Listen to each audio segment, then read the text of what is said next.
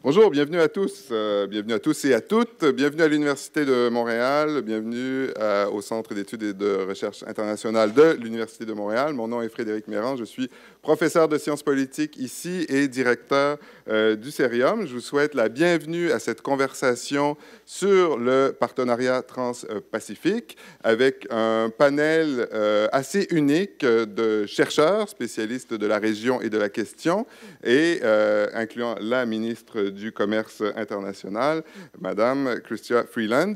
2016 sera une année très importante pour la politique commerciale du Canada. L'accord économique et commercial global qui a été signé en 2015 devrait normalement être ratifié par les Européens en 2016. Le partenariat trans-pacifique qui a été signé au mois d'octobre 2015 va évidemment... On verra ce que le nouveau gouvernement décide d'en faire. Pour en discuter, je vous présente les trois chercheurs et la ministre, en commençant par l'extrémité droite. Vincent Harel-Bondoc, qui est professeur de sciences politiques à l'Université de Montréal, un doctorat de l'Université de Michigan, spécialiste de la fiscalité et du développement international. Juste à ma droite ici, Cléo Pascal, qui est une analyste et une journaliste qui est chercheuse de la Fondation Trudeau en résidence au Cerium pendant les 3 prochaines années.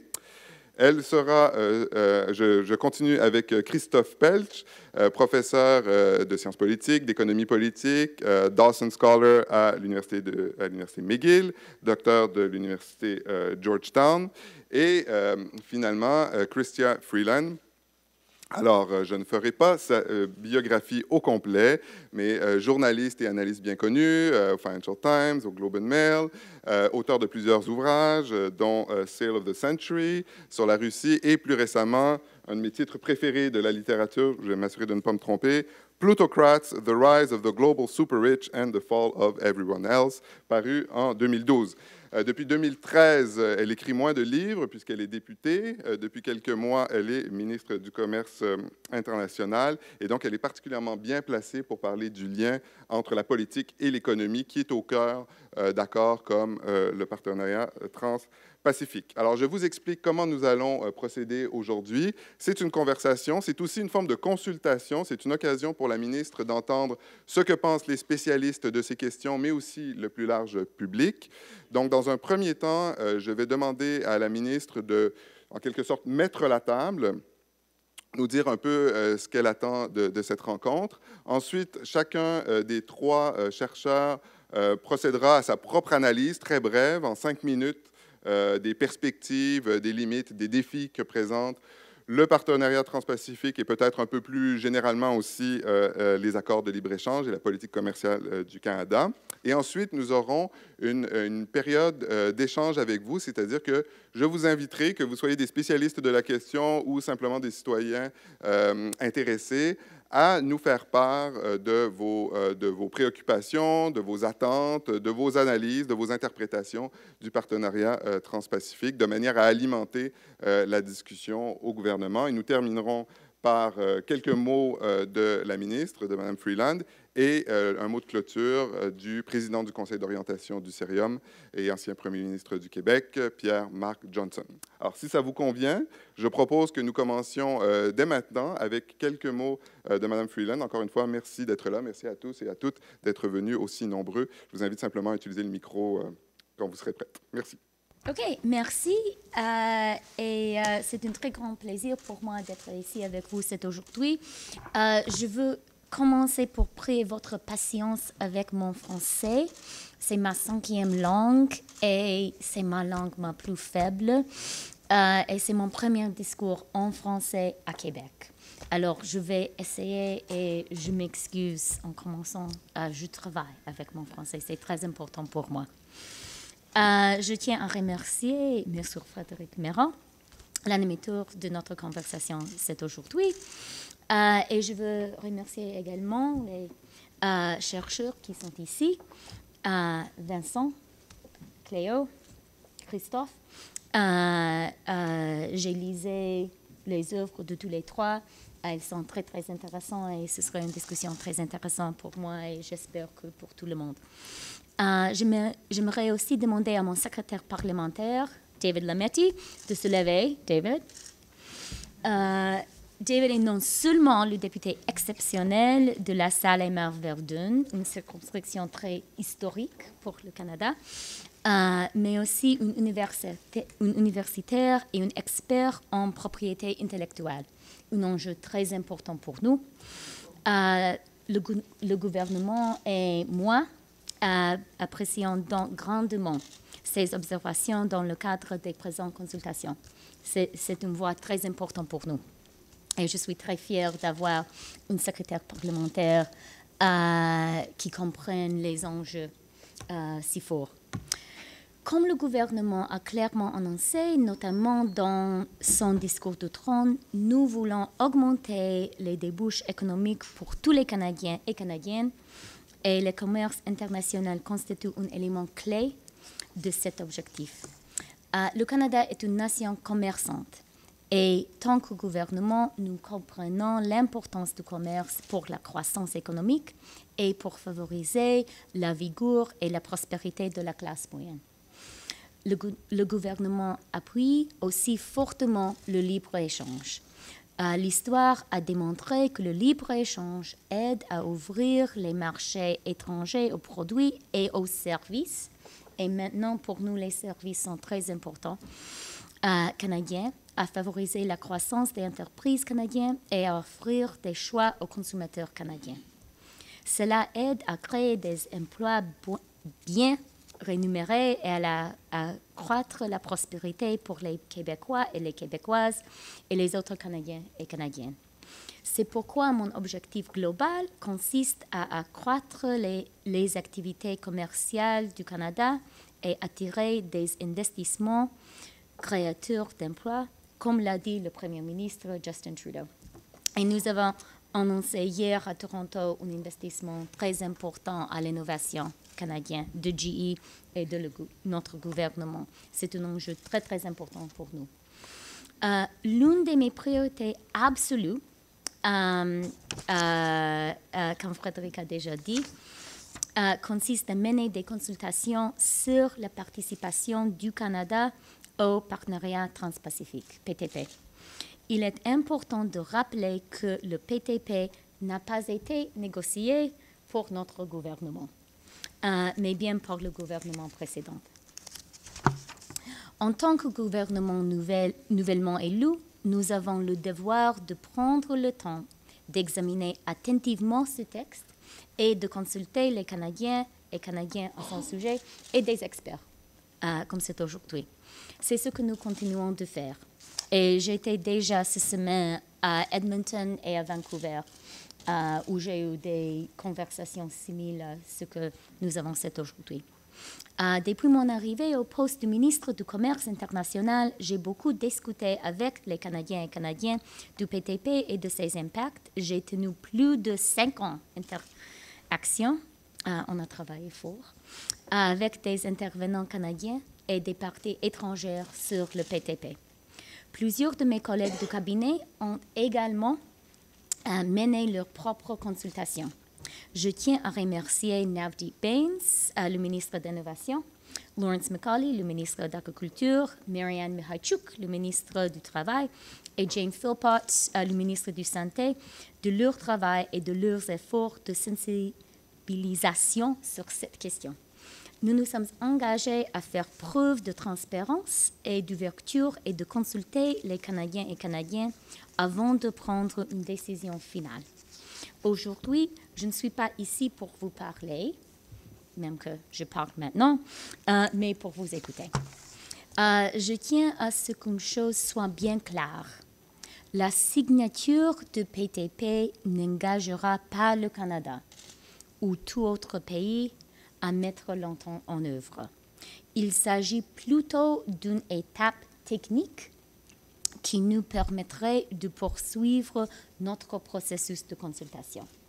La décision clé portera sur la ratification et nous nous sommes engagés à tenir un débat parlementaire complet et à lancer un examen en comité avant d'en arriver à cette étape.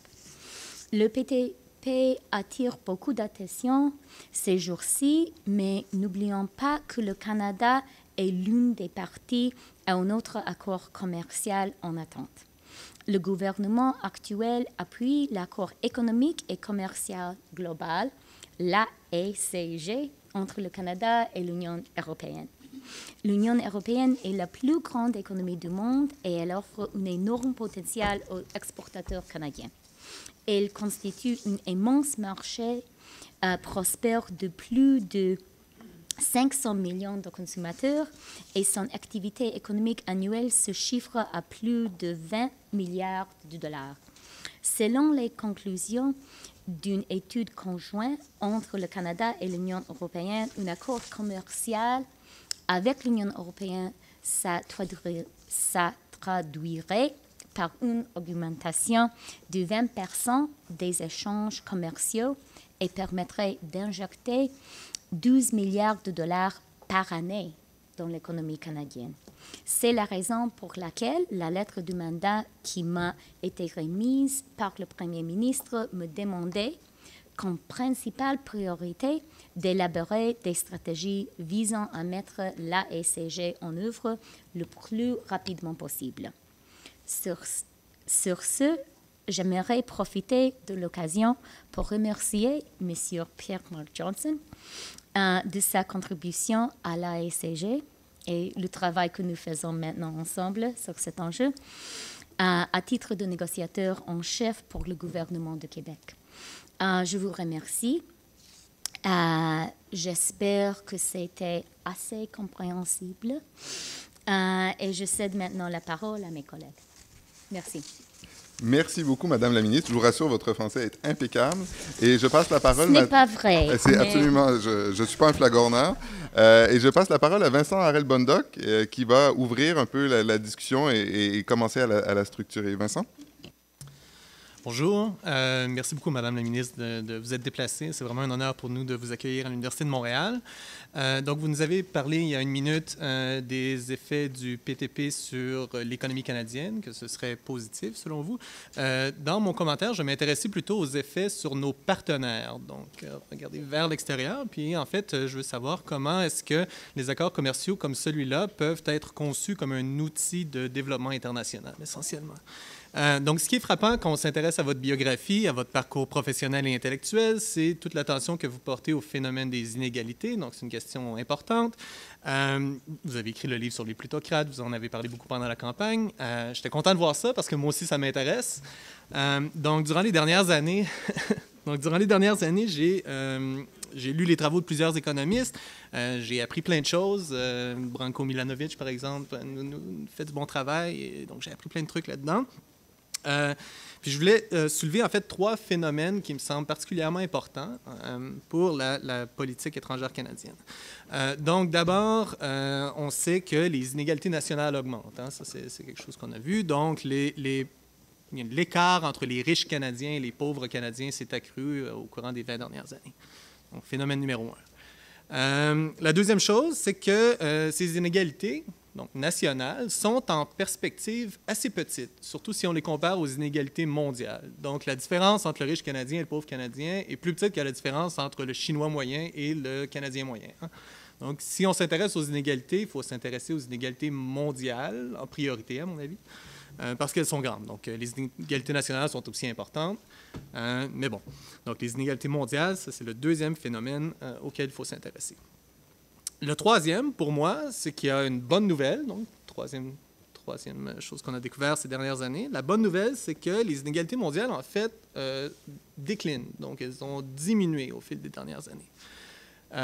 Puis, il y a une raison assez simple qui explique ce phénomène-là, c'est que la Chine et l'Inde sont devenus plus riches. Donc, les pays émergents ont essentiellement fait du rattrapage. Donc, ça, c'est une bonne nouvelle. Et si on est content avec ce phénomène-là, bien, il semble que c'est une espèce d'impératif moral pour le Canada que d'adopter des politiques étrangères qui renforcent cette tendance. Donc, à quoi est-ce que ces politiques-là devraient ressembler? Bien, pour ça, il faut savoir comment est-ce que la croissance économique dans ces pays-là s'est présentée. Puis ce qu'on sait, c'est qu'il y a, en fait, il y a plusieurs causes à la croissance économique dans les pays émergents, c'est clair. Le monde est on vit dans un monde compliqué, complexe. Mais il y a deux causes qui me semblent utiles puis qui semblent tomber dans votre champ de compétences. Donc, la première, c'est l'accès au marché. Donc, on sait que les économies émergentes qui ont bien fait ces dernières années ont eu une économie basée sur l'exportation, souvent. Donc, c'est important pour elles d'avoir accès à des marchés comme le marché canadien. Première chose. Et la deuxième chose, c'est qu'il y a eu une espèce de rattrapage technologique, je dirais. Donc, il y avait certainement de l'innovation dans ces pays-là, mais une grande partie de la croissance peut être attribuée au fait qu'elles ont déployé, ces économies, des technologies qui avaient été développées ailleurs, qui avaient été importées, et donc qui ont pris la propriété intellectuelle existante et qui l'ont déployée de façon efficace. Okay? Donc, accès au marché et un rattrapage technologique, propriété intellectuelle. Donc, si on veut mettre en place une politique de développement international à travers le commerce, il me semble que c'est deux choses qu'il faut prioriser. Donc, il faut prioriser l'accès au marché pour ces économies émergentes et il faut prioriser le potentiel d'utilisation de ces propriétés intellectuelles. Quand je regarde la nouvelle génération d'accords commerciaux internationaux, je ne vois pas ça. Donc, si je lis le PTP, ce que je vois, c'est une protection des brevets qui est très forte. Ce que je vois, c'est le maintien de protection pour des industries comme l'industrie agricole, par exemple. On garde en place essentiellement le système de gestion de l'offre, plus ou moins intact. Et donc, je ne comprends pas. Il semble y avoir une espèce de conflit entre cet objectif que j'ai présenté au début et ce que je lis dans les traités. Donc, mon commentaire, ma question, c'est que, en fait, il me semble important de reconnaître l'asymétrie entre les partenaires commerciaux et que c'est important qu'une fois qu'on ait reconnu cette asymétrie, que nos arguments, nos accords le reflètent. Merci Vincent pour un commentaire de 5 minutes très précis. Je passe maintenant la parole à Cléo Pascal qui, elle, est une spécialiste de la région Asie-Pacifique et donc une contribution unique à faire sur le sujet. Cléo? Je voudrais commencer par remercier Mme Ministère d'être venue nous parler. Ça fait un grand changement et c'est très apprécié. J'étais demandé de parler en anglais au cas où que ça serait plus confortable pour vous, mais vous êtes tellement confortable en français que je ne sais pas si c'est nécessaire. Mais je vais continuer quand même en anglais, juste au cas où. So one advantage of the TPP is that it does recognize that Canada is a Pacific country, which is something that's been overlooked for a long time. Our focus has very much been Atlantic or the U.S. Oh, I'm sorry. I was just saying one advantage of the TPP is that it recognizes that Canada is a Pacific country and puts a little bit more focus on that, on looking west as opposed to looking east or looking south as we have traditionally. The challenge is that a lot of the projections have been very linear and assuming a certain status quo in the Pacific region, the Asia-Pacific region, which is one of the most dynamic regions in the world, geopolitically, geoeconomically, and geophysically. And the static nature of the TPP could potentially pose challenges in a highly, quickly evolving region. So, for example, geopolitically, were there to be Korean reunification, it's very unclear what that would do to the TPP and to the economies in the region. Geoeconomically, I'd be very interested to know what the government of Canada assumes will happen in the Chinese economy. Over the next 4 years, is the assumption that the rate of growth will grow or stagnate or contract? Australia made the bet that the Chinese economy would continue to grow and made strategic decisions based on that assumption, and it's now, I think, perhaps regretting some of those decisions. So as we're negotiating in the context of the TPP, what are our assumptions about the nature of the future role of the Chinese economy? The other aspect is these are areas that are highly environmentally vulnerable, and they have a direct effect on the economy.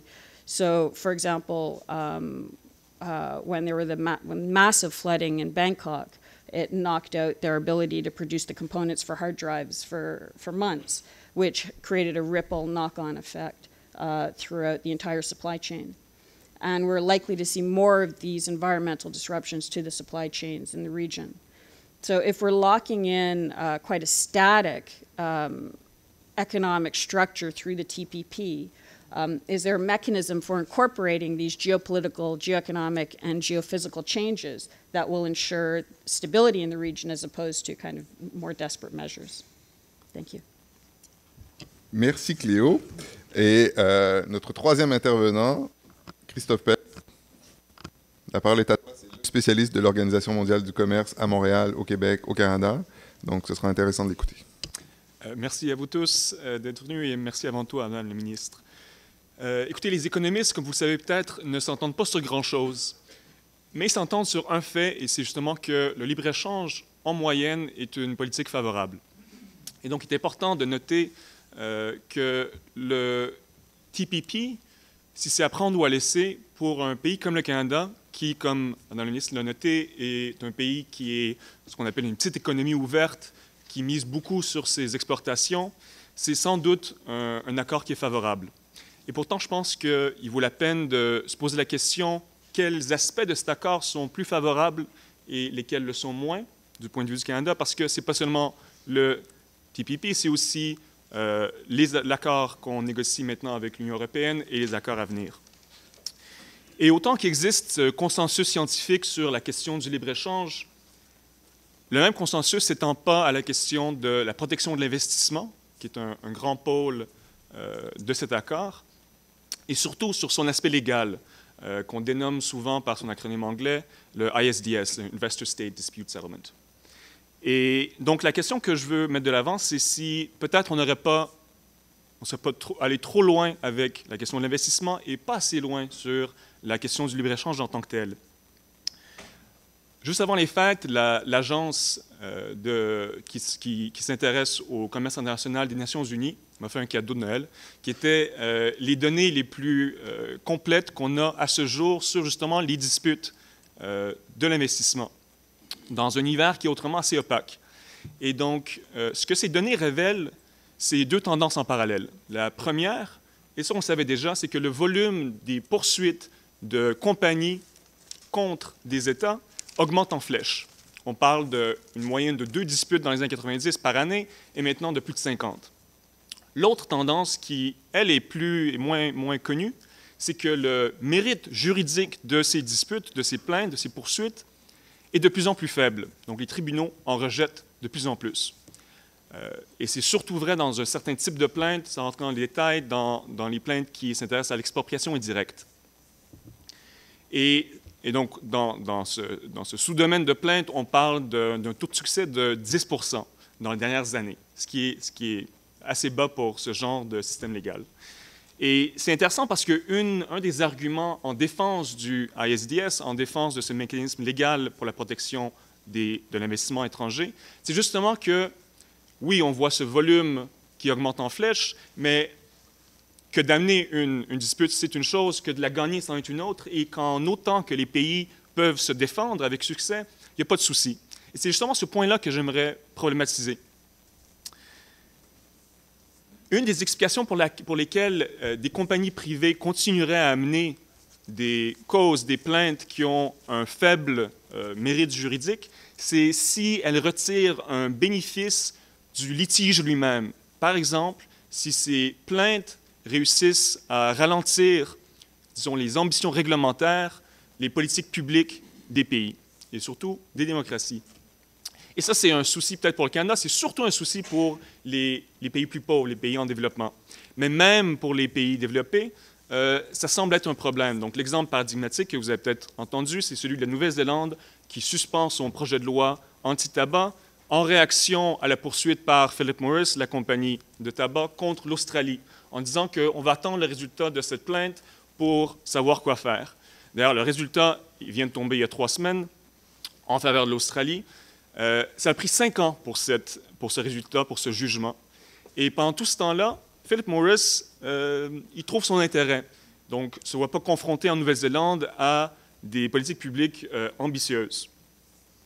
Et donc, d'un côté, Philip Morris perd la poursuite en tant que telle, mais de l'autre semble gagner. Maintenant, du point de vue des gouvernements, le coût de ces poursuites, c'est pas seulement le coût juridique qui est très élevé. d'ailleurs beaucoup plus élevé que l'équivalent à l'OMC, à l'Organisation mondiale du commerce. Mais c'est aussi que ça semble influer sur les flux d'investissement. Donc, des études, d'ailleurs menées par un collègue de l'Université du Maryland, qui démontrent que justement, suite à ces plaintes, les flux d'investissement semblent diminuer. Et ce, même si le pays finit par gagner la cause. Et une des raisons pour lesquelles ça semble être le fait, c'est justement que ces jugements prennent si longtemps à tomber. Et donc, une des questions que je crois qu'il faut se poser, c'est est-ce que le TPP fait suffisamment, parce qu'il en fait, parce qu'il y a eu des réactions à ce phénomène, fait suffisamment pour freiner le potentiel de plaintes frivoles qui pourraient avoir, qui pourraient avoir comme but justement un ralentissement réglementaire. La prédiction que je vous fais, c'est que le Canada va continuer à être ciblé par ce genre de poursuites et il va continuer à gagner. La question qu'il faut se poser, c'est est-ce que le résultat net sera positif? Et donc, avec la minute qui me reste, je vais aller sur l'autre pôle, justement le pôle du libre-échange en tant que tel, le pôle du commerce, et se pencher pour une minute sur la question de la vache sacrée. Parce que les vaches sacrées, vous savez, ça existe en Inde, mais ça existe tout autant au Canada et surtout au Québec, où les vaches semblent être tout aussi intouchables. Le Canada est le pays développé qui protège le plus son industrie laitière, et ce, aux dépens des consommateurs et des électeurs. Donc, on parle d'un coût de 200 à 300 $ par famille pour le secteur laitier en conséquence. Et ce qu'il faut comprendre, c'est que les accords comme le TPP, comme l'accord avec l'Union européenne, on les vend surtout comme un moyen d'ouvrir des marchés étrangers, mais c'est aussi, et je dirais de façon plus importante, c'est une occasion, et franchement, c'est la seule occasion qu'on a, pour faire face à des industries puissantes, politiques, au niveau domestique. C'est la seule chance qu'on a de faire face à un régime qui protège ces industries de la compétition mondiale, et ce, aux dépens des consommateurs. Il n'y a aucune raison pour laquelle l'industrie laitière au Canada serait incapable de faire face à la compétition mondiale, sauf pour le fait que, justement, on la protège de cette compétition depuis exactement un demi-siècle. Et que, donc, les incitatifs à la modernisation, à l'innovation souffrent. Il n'y a aucune raison pour laquelle l'industrie laitière en Nouvelle-Zélande serait plus productive ou devrait être plus productive qu'au Canada. Et donc, comme vous le savez, le gouvernement Harper a offert, en avance des élections, une compensation de plus de 4 milliards à l'industrie laitière en conséquence, justement, de l'ouverture du marché qui est assez minime. On parle d'une ouverture de 3,25 % des importations. Et le point d'abord, ce qu'il faut faire, c'est qu'il n'y a rien de mal à offrir la compensation à des industries. Ça fait partie du quid pro quo, et trop souvent, je crois, on montre la libéralisation et la redistribution comme des opposés, tandis qu'ils vont de pair. La redistribution est nécessaire qu'on libéralise, on a une responsabilité d'intervenir par la suite. Mais l'idée, justement, c'est que cette compensation, elle doit venir des gains de la libéralisation. Et ici, je crois qu'il faut se poser la question si on a eu assez de ces gains et si la compensation suggérée est, je dirais, en démesure, en disproportion, face à ce qui reste une ouverture assez modeste au niveau du marché laitier. Et donc, en conclusion, est-ce que les vaches au Canada, en 2016, devraient demeurer sacrées? Et d'un côté, est-ce qu'on en a trop fait sur l'investissement et est-ce qu'on n'en a peut-être pas fait assez sur le libre-échange en tant que tel? Merci. Merci Christophe. Alors nous avons abordé la propriété intellectuelle, la Chine, l'environnement, la protection des investissements, les vaches. Il nous reste relativement peu de temps. Donc maintenant, je vais prendre les interventions. Je vous demande de vous limiter à quelques phrases. Si chacun des conférenciers a eu droit à 5 minutes, vous aurez droit à 1 minute, chacune. Donc c'est moi qui vais modérer les contributions à partir de maintenant. Madame, oui? Je vous invite à appuyer sur le bouton pour utiliser le micro, évidemment. Ça doit être... Voilà. Merci. Bon, il travaille. Merci beaucoup, Madame, d'être ici. Je vous lance un cri du cœur aujourd'hui pour ne pas passer le chapitre sur les investissements. Parce que ce chapitre-là lie les mains des gouvernements de légiférer pour le bien commun de leurs citoyens. et pour l'environnement. Et on a beaucoup, beaucoup d'exemples. Par exemple, maintenant, la compagnie TransCanada qui poursuit le gouvernement américain pour le pipeline Excel qui n'a pas passé. Ça, c'est-à-dire, on lit les mains des gouvernements et on a vu des cas très, très néfastes. Par exemple, le bovine growth hormone qui est injecté dans les vaches est interdit ici au Canada. Mais si cette entente passe, les Canadiens vont boire le lait contaminé par cette hormone qui viendra des États-Unis. Et il y a beaucoup, je n'ai pas le temps de vous citer beaucoup d'exemples. Je vous lance un cri de cœur. Pour le bien-être commun et pour l'environnement, il ne faut pas passer ce chapitre des investissements qui donne la souveraineté. Nous sommes en train de céder notre souveraineté à des entreprises privées. Ça n'a pas de sens. Merci. Madame. Est-ce que je peux vous demander, j'ai oublié de vous demander de vous identifier. Oui, je m'appelle Nadia Alexandre, je suis fondatrice de Citizens in Action Montréal. Merci beaucoup.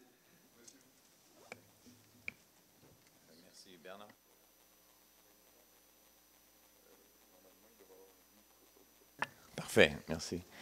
Le Canada a fait, en tout cas, merci d'être venu à Montréal. Le Canada a fait un excellent travail à la conférence de Paris en matière de changement climatique.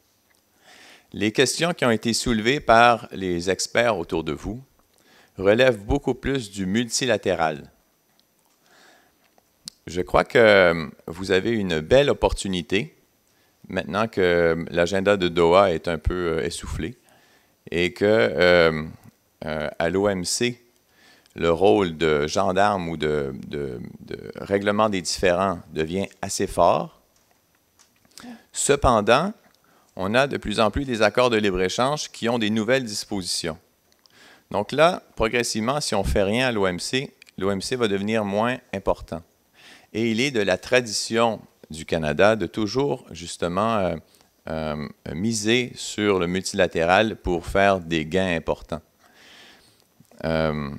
Mon seul commentaire, c'est que vous avez une belle fenêtre d'opportunité pour redorer l'image du Canada à travers le monde par le multilatéral et qui va répondre aux questions d'inégalité, aux questions agricoles et aux questions d'adaptabilité. Merci.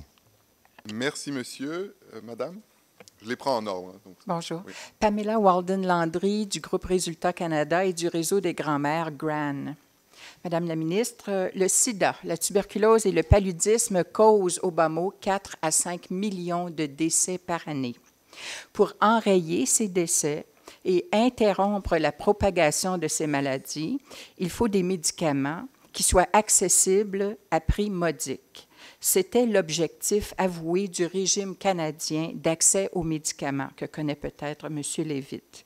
Mais les conditions d'application étaient trop complexes et le RCAM n'a servi qu'une fois en une dizaine d'années. Madame la ministre, comment ferez-vous la lutte à ces pandémies, puisqu'elles impliquent les propriétés intellectuelles, oui, mais aussi la santé et la vie de millions de personnes? Madame. Monsieur, oui. Oui, bonjour, Pierre-Yves Serinet du Réseau québécois sur l'intégration continentale, une organisation qui travaille sur le libre-échange depuis 30 ans. Ma question va aller directement sur la nature des consultations que vous voulez mettre de l'avant.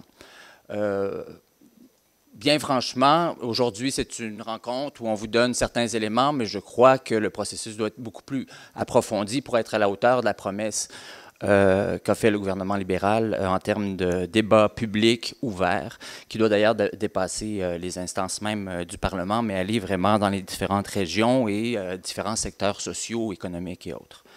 Ce qui fait que mon intervention nécessairement va être courte, ne peut pas aller dans le sens d'une consultation où ce ne sera pas exclusivement toute la position que nous, on a au Réseau québécois.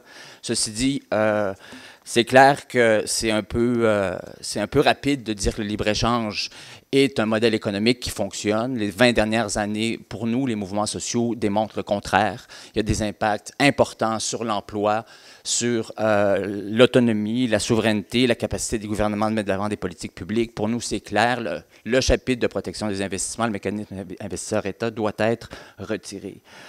Moi, je m'interroge beaucoup dans l'esprit de la consultation, je terminerai là-dessus, vu que le temps me presse, puis pour laisser du temps aux autres, sur cette annonce que vous nous faites ou que vous réitérez de vouloir signer le partenaire transpacifique et par la suite seulement faire les consultations dans un esprit, dans le processus de ratification. Ça veut dire que nous, comme citoyens, comme organisation, on ne peut pas formuler des recommandations. On ne peut plus modifier l'accord à partir du moment qu'il est signé. Donc, on le rejette tel quel ou... Alors, j'aimerais vous entendre sur ce mécanisme-là. C'est assez préoccupant qu'on signe le 4 février en Nouvelle-Zélande le PTP et que la consultation se poursuit essentiellement sur le processus de ratification. 2, le gouvernement conservateur a négocié la SCG avec l'Europe et n'a pas consulté plus. Le Québec a très peu consulté aussi les secteurs sociaux sur la SCG. Je crois que ça mérite aussi d'être abordé dans le processus des consultations. Le mécanisme investisseur aussi doit être retiré, selon nous, de l'accord avec l'Union européenne. Et je m'interroge, l'Union européenne, je vous pose la question, la Commission européenne s'est approchée du gouvernement libéral pour justement renégocier la SCG sur le mécanisme investisseur-État. J'aimerais que vous soyez transparente. Que vous ont-ils proposé? Est-ce que ça va dans le sens de modifier profondément le mécanisme investisseur-État et tout ce chaos de poursuites qui nous tombe dessus et qui tombe sur plein de gouvernements partout dans le monde? Merci. Merci. Winston, j'ai l'impression qu'on ne pourra pas avoir tout le monde, mais j'essaie d'en avoir le plus possible, donc je vous invite à être très, très rapide. Merci.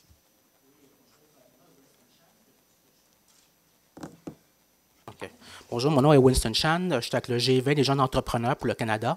Nous avons sorti une recommandation, étant donné qu'on veut avoir plus de libre-échange, on va s'attendre à avoir plus d'entreprises qui vont faire affaire entre les différents pays du TPP. Donc, on met la question, c'est sur la mobilité entrepreneuriale, c'est la mobilité entre les entrepreneurs en différents pays. Nous avons proposé comme recommandation d'avoir un visa multilatéral entrepreneur, donc qui permet justement à un entrepreneur de l'Australie qui vient ici au Canada plus facilement. Même chose pour un Canadien qui va en Australie. Moi, je veux savoir, c'est quoi votre impression sur un visa multilatéral d'entrepreneur, ce qui permet à un entrepreneur d'un pays qui va à un autre pays et de pouvoir mieux faire affaire. Alors, c'était une idée qui est adossée par le B20, que vous connaissez, le B20. Donc c'est une idée que j'aimerais ça vous partager. Merci. Madame. Oui, bonjour. Mon nom est Sujata Day. Je suis du Conseil des Canadiens. On a travaillé depuis très longtemps pour le premier accord avec les États-Unis. Alors, j'ai lu votre livre, Madame la ministre, hier soir. C'était très intéressant, l'idée de l'inégalité. J'ai vu que vous avez cité plusieurs fois aussi M. Stiglitz, alors, qui est apprenant, c'est contre le PTP. Maintenant, vous êtes en train de regarder un accord, je vais dire, de plutocrate, justement, un accord qui a été négocié sans le société civile, sans nous autres, sans les gens dans les syndicats. Alors, on est dans l'aspect d'adopter un accord des plutocrates, justement. Je ne suis pas d'accord non plus. On a dit qu'il y a des bénéfices dans le libre-échange, mais il y a une étude récemment de l'Université Tufts qui disait que, justement, l'inégalité avec le PTB, selon leur modèle, va augmenter. Il y a des pertes d'emplois, surtout dans le secteur manufacturier. Il y a plusieurs études qui pointent à ça. Alors, je vais juste vous demander, vous êtes en train d'adopter cet accord, on peut faire des consultations, mais on sait dans le fond, on va juste être capable de rejeter l'accord ou quoi. Alors, la même chose avec ACG, c'est un autre accord que, comme Pierre-Yves Séréné a mentionné, on est en train d'adopter ça. On n'a pas eu même une consultation sur ça. Alors, comment est-ce que vous allez réformer ou changer radicalement ces accords-là? Merci. Merci. Alors, il ne reste que pour deux dernières interventions que je demande courtes. George et Madame à l'arrière qui attendent depuis longtemps. Oui. Bref, George. Est-ce que je peux, George Ross, je suis prof ici. Est-ce que je peux poser ma question en anglais? It's following this question and that question a little bit, but I don't have a case to make. I just want to ask you a question about. I read your former employer's newspaper every day. It's excellent. You've got a tougher job now, I think, but but one, it says, people say over and over again, going back into something that you've signed and renegotiating it is like going to hell. It's extremely difficult because things are likely to come apart. We know it about your deal.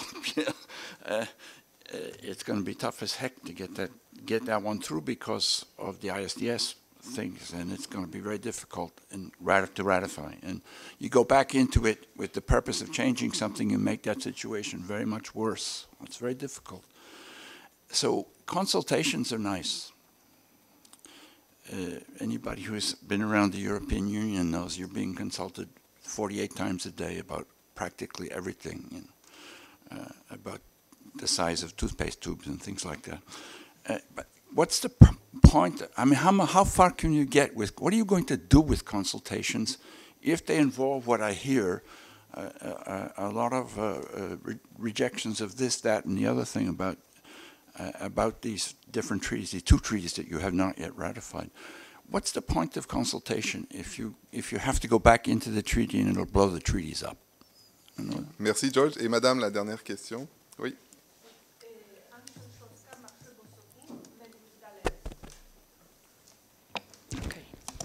Anne Szolska, Medius Galerii, BIP, Belgique, Italie, Pologne. Nous avons fait le voyage d'affaires depuis 4 ans. Nous avons présenté Québec, Canada très modestement, mais de plus haut niveau. Nous arrivons dans un pays comme la Pologne, qui a fait pas mal de changements au niveau mondial, qui a influencé le changement en Europe.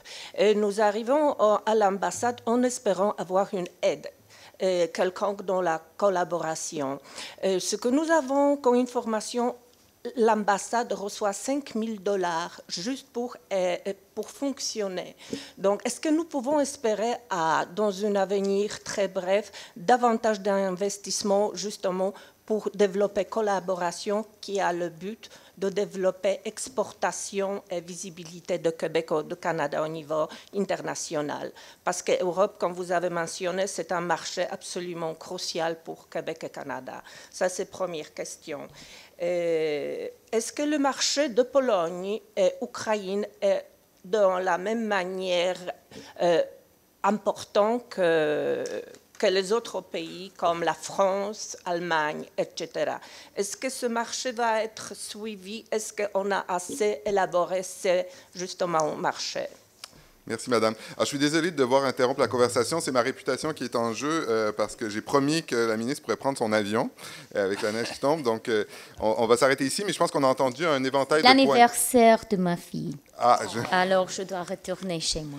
Mais je voudrais quand même vous donner l'occasion. Un éventail de points de vue très large a été présenté. Est-ce que vous souhaitez dire quelques mots de conclusion ou... Oui. OK. Je vais dire quelque chose un peu formel pour être précise sur notre position et après ça, quelques petites réponses. Alors, plus formellement, je veux vous tous remercier pour l'ensemble de vos questions et commentaires. C'est très utile pour moi et pour notre gouvernement. C'est le 3e mois que nous sommes en gouvernement et c'est vraiment important d'écouter ce qu'ils pensent les Canadiens et Canadiennes et notre expert. J'étais une journaliste et comme vous avez vu, j'ai écrit tout. Lors de cet événement, comme lors d'autres activités ailleurs au Canada, on m'a fait part d'un large éventail d'opinions. Je suis très consciente des préoccupations qui ont été soulevées, comme celles sur la propriété intellectuelle et surtout sur ISDS. C'est un enjeu très complexe, mais nous pensons beaucoup de ça. il est important que nous tenions cette discussion pour entendre vos opinions. En outre, bien qu'il pourrait être possible de signer prochainement l'accord, je tiens à souligner que la décision clé est la ratification. Le PTP ne peut entrer en vigueur pour le Canada que dans le cadre d'une ratification par le Parlement. Et comme nous l'avons dit dans la campagne, nous nous engageons à tenir un débat approfondi au Parlement. J'espère aussi que les comités sur le commerce procéderont à un examen en profondeur du PTP et à la reprise des travaux parlementaires. And I'll say that again, if you will forgive me, and I am trying very hard with my French. I'll be better the next time I come here. Thanks for your patience. I want to be very precise on the point that was asked about on consultations and on the process going forward. It's very important for everyone who is focused on the TPP to understand that the key decision point for Canada and for the other 11 TPP countries is ratification. There will be a signing opportunity coming up. That is a technical step that would make it possible for us and other countries to continue to consult. From the moment of signing, all the 12 TPP countries have 2 years for their domestic ratification processes. There will be an extensive debate in Canada. There will be big debates in other countries as well. In terms of the consultations going forward, we've been in government now for just 9 weeks. This was a priority for me to start coming out and talking to Canadians across the country. When the House returns from its winter recess, it's very important for me for the Committee on Trade to be stood up. We don't have one right now. And I will, as Minister, ask the committee to make national consultations on the TPP a priority for that committee. We believe in the parliamentary process. It's really important. And as I said, just to underscore, we promised during the campaign, and we will keep this promise, to have a full parliamentary debate before any decision on ratification. Et je peux dire quelques petites réponses aux questions et commentaires. Cléo a dit que le PTP est important pour le Canada parce que faire partie de ces négociations souligne que le Canada est un pays Asie-Pacifique. Je suis absolument d'accord avec ce point de vue et c'est important de souligner que nous devons faire partie des conversations Asie-Pacifique. C'est une direction stratégique pour notre gouvernement. Quelqu'un a parlé du multilatéralisme et le Canada. Je suis absolument d'accord. C'est aussi une position stratégique de notre gouvernement. Maintenant, ce n'est pas facile. J'étais à Nairobi aux conférences ministérielles de OMC, on le dit comme ça, de l'OMC. C'est très difficile maintenant, au niveau multilatéral, d'avoir des accords, mais je peux vous tous assurer que c'est une priorité pour moi, pour notre gouvernement. C'est une stratégie historique du Canada et c'est très important pour nous comme un pays mid-level. Les forums multilatéraux sont très importants pour nous et je pense que surtout maintenant, avec notre nouveau gouvernement, le monde maintenant écoute le Canada. C'est une opportunité et nous allons l'utiliser. Quelqu'un a parlé de la Pologne et de l'Ukraine. Je suis ukrainienne-canadienne, alors c'était une question très intéressante pour moi. Nous sommes en train de conclure un traité de libre-échange avec l'Ukraine. Alors, ce serait intéressant et utile. Et en ce qui concerne la Pologne est un membre de la communauté européenne. Et notre traité avec la communauté européenne serait aussi un traité de libre-échange avec la Pologne. Et les autres choses, je pense que c'est ça. Et encore une fois, merci aux chercheurs, merci pour organiser cette conversation. Elle était vraiment utile et pour M. Georges, les consultations sont très importantes pour nous. Comme j'ai déjà dit, le PTP était conclu quand nous étions en opposition. Mais nous sommes maintenant votre gouvernement et c'est très important pour moi comme la ministre et pour nous comme gouvernement d'écouter et de comprendre ce qu'ils pensent les Canadiens et Canadiennes sur cet enjeu très important. Alors, merci. Merci, Madame la ministre. J'invite maintenant le président du Conseil d'orientation du Cerium, Pierre-Marc Johnson, à vous remercier plus officiellement au nom de l'Université de Montréal et de toutes les personnes présentes. Merci. Madame la ministre, et ce sera très bref. Est-ce que vous m'entendez? Ça va? That went actually pretty smoothly. Imagine if they'd been journalists. Vous avez insisté sur l'importance des consultations, Madame la ministre, et c'est manifestement une des marques de différenciation entre votre gouvernement et le gouvernement précédent sur des enjeux comme ceux-là, ce qui n'est pas sans poser un certain nombre d'embûches qui ont été évoquées par un certain nombre de personnes. Je me permets de dire, Madame, que vous nous avez fait un honneur important en venant pour la première fois parler du TPP devant le Cerium à l'Université de Montréal, que nous vous félicitons pour votre nomination et surtout que nous vous souhaitons plein succès dans l'exécution de vos fonctions. Je vous dirai, en vous ayant écouté et en ayant eu le plaisir d'échanger avec vous ce matin pendant quelque temps, que les choses semblent bien parties. Merci, Madame.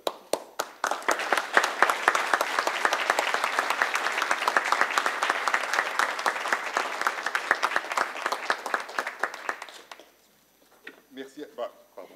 Je manque à mes obligations. Merci à tous et à toutes d'être venus. Et à la prochaine, j'espère qu'il y aura d'autres consultations de ce genre. Merci. Merci aux chercheurs.